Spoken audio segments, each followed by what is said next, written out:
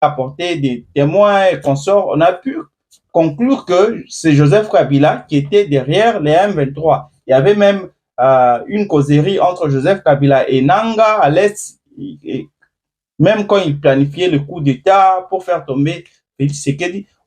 Vous avez tout compris.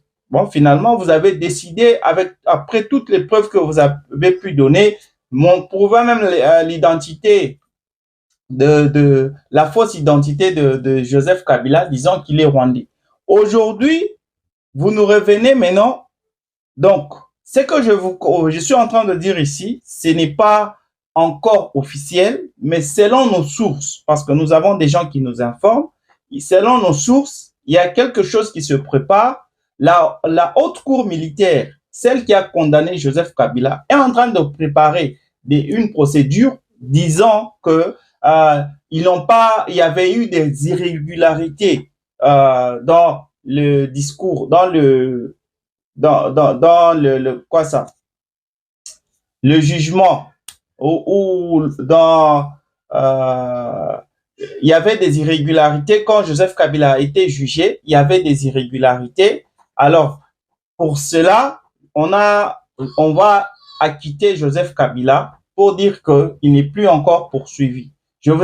Parlons d'abord d'irrégularités, je vous avais dit qu'il y avait des irrégularités. Joseph Kabila a été jugé par contumace, il n'a jamais été présent, ce qui était contraire à la loi, parce que quand vous traitez d'un cas de crime contre l'humanité, l'accusé doit être en présentiel. Si l'accusé n'est pas là, l'accusé doit au moins avoir des avocats sur place pour défendre sa cause, chose qui n'avait jamais été le cas. Joseph Kabila a été jugé à contumace et on l'a condamné à mort.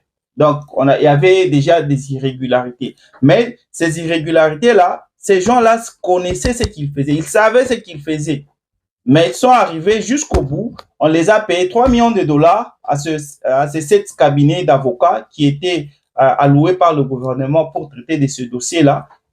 Ils arrivent à conclure que Joseph Kabila doit être condamné. Ils l'ont condamné. Mais aujourd'hui, on veut nous revenir pour soulever ces irrégularités-là afin d'acquitter Joseph Kabila, parce que Félix Tshisekedi est en train de prévoir maintenant le dialogue